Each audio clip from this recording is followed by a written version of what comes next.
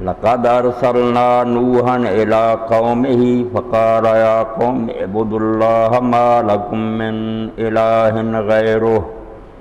انی اخاف علیکم عذاب یوم عظیم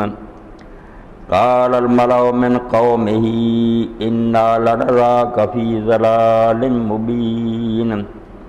قال یا قوم لیس بی ضلالۃ ولکنی رسول من رب العالمین ابلغکم رسالات ربی وانصح لکم واعلم من اللہ ما لا تعلمون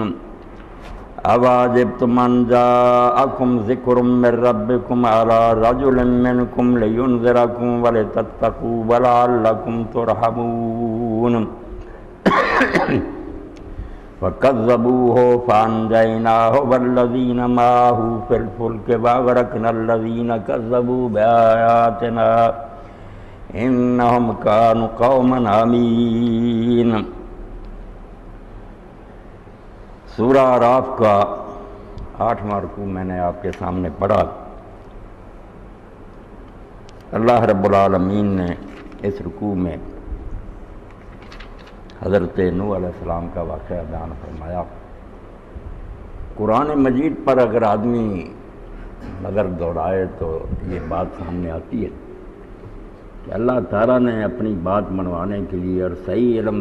جو ہے اس کے لیے کہ لوگ کہاں سے وہ حاصل کریں، دو چیزوں کو علم کا سرچشمہ قرار دیا ہے۔ ان کی طرف آدمی توجہ کرے تو اس کو حقیقی علم حاصل ہو سکتا ہے کہ میں کون ہوں، کس نے مجھے بنایا، کہاں جاؤں گا، کس لیے آیا ہوں۔ جو صحیح پہچان ہے اپنی، اس کے لیے دو ذرائع علم کے، ان کی طرف سے ہم منہ موڑے ہوئے ہیں، جس وجہ سے ہمارا جو ہے نا علم دین کا بھی وہ بھی سرسری اور سطحی ہے، باپ دادا سے سنا ہوا، اس کی کوئی بنیاد نہیں، نہ ہمیں اس پر پورا یقین ہے، نہ دنیا کو ہم مطمئن کر سکتے ہیں کہ ہم کیوں مانتے ہیں ان باتوں۔ ایک تو اللہ تعالیٰ نے فطرت کا مشاہدہ جو ہے اس پر بہت زور، قرآن آپ پڑھتے جائیں، نشانیوں کی طرف توجہ دلاتا ہے کہ آپ کے ارد گرد ہو کیا رہا، خود آپ کے اپنے جسم میں اور کائنات میں جو نشانیاں پھیل، اللہ تعالیٰ انگلیاں اٹھا اٹھا کر کہتا ہے کہ یہ دن رات جو آ رہے ہیں روزانہ، یہ آسمان اور زمین جو ہے، یہ بارشیں ہو رہی ہیں، پودے اگ رہے ہیں، جانور پھر رہے ہیں، اتنے نباتات ہیں، جو کائنات ہے، ساری ستارے، سورج چاند، آپ دیکھیں گے کہ اللہ تعالیٰ لا یات لقوم یعلمون، جو علم حاصل کرنا چاہتے ہیں ان کے لیے نشانیاں ہیں، سائنز ہیں، ان گنت اللہ کی قدرت کے نشان۔ اللہ فرمایا جدھر نظر اٹھاؤ، میں نے کئی مرتبہ یہ مولوی غلام رسول رحمۃ اللہ علیہ کا شعر پنجابی کا اس کو کوٹ کیا، کیسی پیاری بات کہتے ہیں، جتول پھیر دھرے رخ تیرا اپنی صفت دکھاوے، جدھر اللہ تعالیٰ تیرا منہ پھیرتا ہے ادھر تجھے اس کے جلوے نظر نہیں آتے، اس کی کاریگریاں